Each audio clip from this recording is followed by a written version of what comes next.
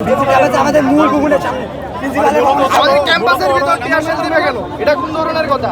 আপনি যেখানে আমাদের সহায়তা করবে তারা এখানে আমাদের টিয়ার শেল দিতেছে, এটা কোন ধরনের কথা? তাহলে তো শেখ হাসিনারা যে আমরা উঠছিলাম ওই দিন তো আবার আসছে।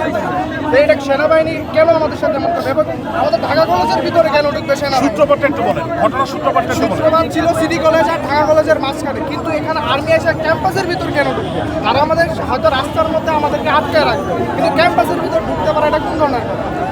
ঢাকা কলেজের বাস আজকে তো আমাদের মানে 184 বছর পূর্তি উপলক্ষে আমাদের ভাই ক্যামেরার দিকে তাকায় বলি, ভাই ক্যামেরার দিকে তাকায়। প্রোগ্রাম করতেছি, এমন তো অবস্থায় প্রোগ্রাম শেষে আমাদের কিছু স্টুডেন্ট তারা হচ্ছে গিয়া বাসে করে তারা চলে যাচ্ছে।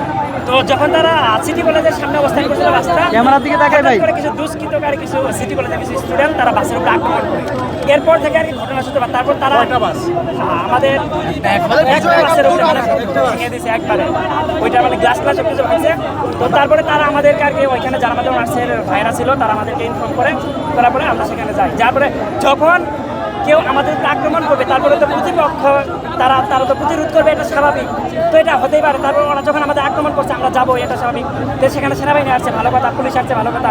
তারা এটা সমস্যাটাকে কীভাবে সমাধান করা যায় করে দিত। তারা রাস্তা পর্যন্ত ব্লেড বা যে কোনো কিছু তারা হচ্ছে গিয়া মারতে পারতো, হ্যাঁ, কিন্তু ক্যাম্পাসের ভিতরে তারা কোন রাইটে তারা প্রবেশ করে? আমি নিজেও ঢাকা কলেজের স্টুডেন্ট, আমি জাস্ট একটা বিষয় জানতে চাই যে সিটি কলেজের শিক্ষার্থীরা বলতেছিল ঘটনা নাকি গতকালকে নাকি হচ্ছে কোনো সূত্রপাত হয়েছে।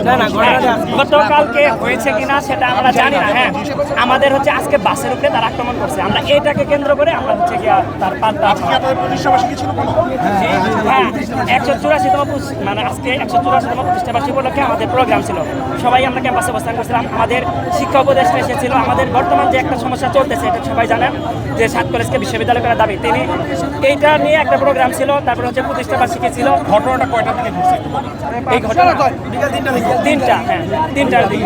মানে বাস ভাঙছে কি 3টায়? হ্যাঁ, বাস আমাদের বাসের ভিতর কয়েকজন ছিল, ওরা আহত হয়েছে।